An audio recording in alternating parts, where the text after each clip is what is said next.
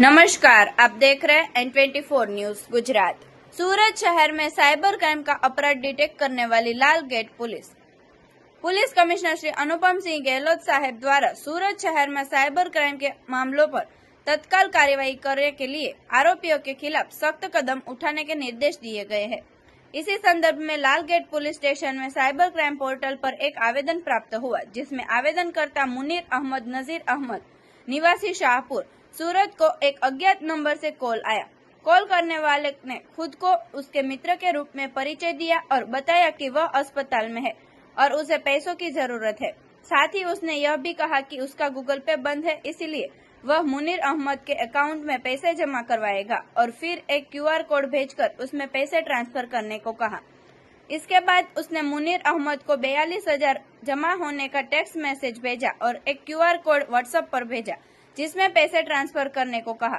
बिना किसी पुष्टि के मुनीर अहमद ने उस QR कोड पर पैसे ट्रांसफर कर दिए, लेकिन बाद में जब उसने अपने अकाउंट की जांच की तो पाया कि उसमें कोई पैसा जमा नहीं हुआ था। इस आवेदन पर साइबर क्राइम की टीम ने तत्काल कार्रवाई करते हुए जानकारी मंगवाई और यह स्पष्ट हुआ कि शिकायतकर्ता के साथ 42,000 की साइबर ठगी हुई है।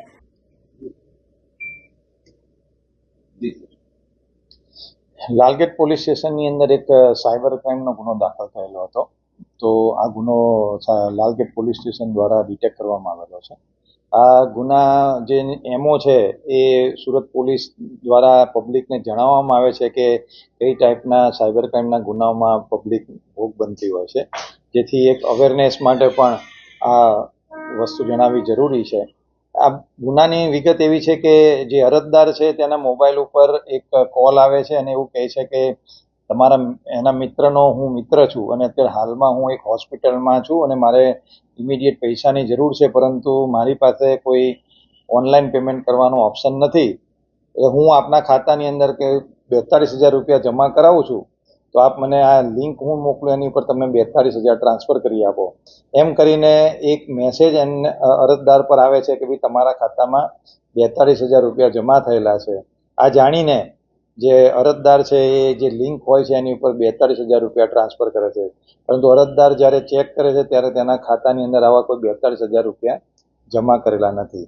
તો આ ટાઈપની એક એમઓ સાયબર ક્રાઇમમાં થઈ રહી છે। તો સુરતની જનતા બધાએ એલર્ટ થવાની જરૂર છે કે જ્યારે કોઈ તમારા ઓળખાણથી કોઈ કોલ કરીને કોઈ ઇમરજન્સીમાં પૈસાની માગણી કરે અને સામે કોઈ લિંક મોકલે તો એવા વસ્તુમાં તમે પૈસાનું ટ્રાન્ઝેક્શન કરશો નહીં અને તમારા જે એકચ્યુઅલ મિત્ર છે તેની સાથે આ વસ્તુ વેરીફાઈ કરશો તો તમે સાયબર ક્રાઇમનો ભોગ બનતા અટકશો। હવે આ જે વ્યક્તિએ 42,000 રૂપિયા ટ્રાન્સફર કર્યા એની લાલગેટ પોલીસ દ્વારા તપાસ કરતા જે એકાઉન્ટ હતું તે તેલંગાણાનું એક્સિસ બેંકનું એકાઉન્ટ હતું અને એની જે ટ્રાન્ઝેક્શનની વિગત પોલીસે મેળવી તો ધ્યાનમાં આવેલું હતું કે સુરતની જ એક આદિનાથ બેંક છે એની અંદર એ 42,000 એક્સિસ બેંક તેલંગાણાથી અહીંયા એકાઉન્ટમાં ટ્રાન્સફર થયેલા હતા।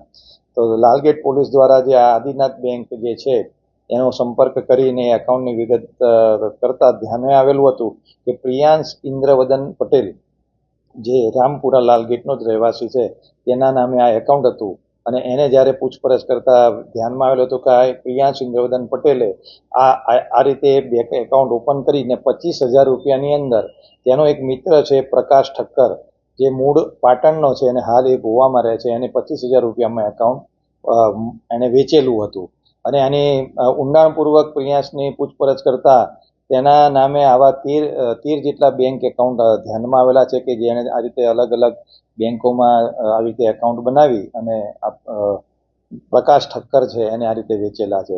એટલે પ્રકાશ ઠક્કરને જે છે એને આ 42,000 રૂપિયા એણે પોતે ઉપાડી લીધેલા છે અને એ દિશામાં પોલીસ અત્યારે તપાસ કરી રહેલી છે।